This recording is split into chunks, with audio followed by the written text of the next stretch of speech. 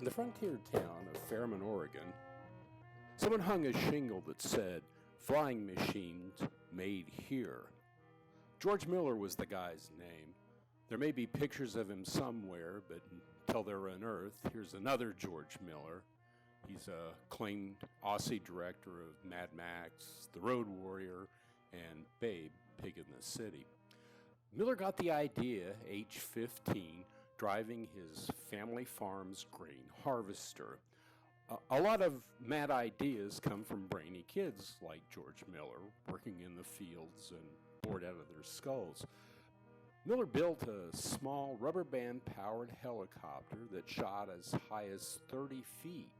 It was such a hit among locals that Miller decided to embiggen it. Embiggen is an expression dating back to the late classical period of The Simpsons, meaning to make larger or to enlarge it. In other words, Miller planned to scale it up to human size, charge for rides, and sell a few flying machines. The Miller man-sized design is based around an 8-foot-tall pole topped with a pair of bamboo and silk wings geared to spin in opposite direction to cancel the torque. Perhaps as an homage to its agricultural origins, the pilot would sit on a tractor's seat. He'd use foot pedals to drive one wing one way and hand cranks to drive the other wing the other way. Think of it as an aerial unicycle that also works your shoulders, biceps, and delts. Miller applied for a patent in 1892.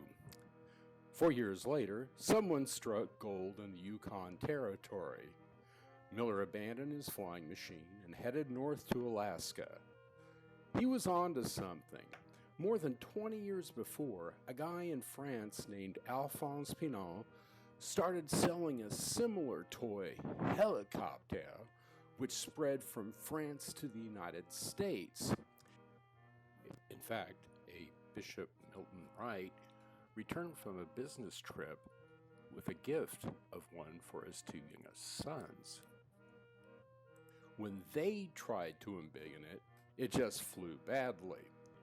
Eventually, the Wright brothers tried a different approach, and it all seemed to work out okay. Anyway, fast forward to 2021, when NASA unleashed the small dual-rotor helicopter named Ingenuity in search of gold in them our Martian hills. Or better yet, it would search for Martian life.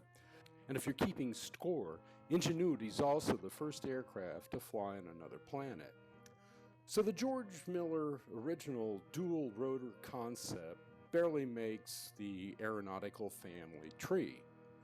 But the next world over, its descendant Ingenuity just keeps going and going and going and going and going and going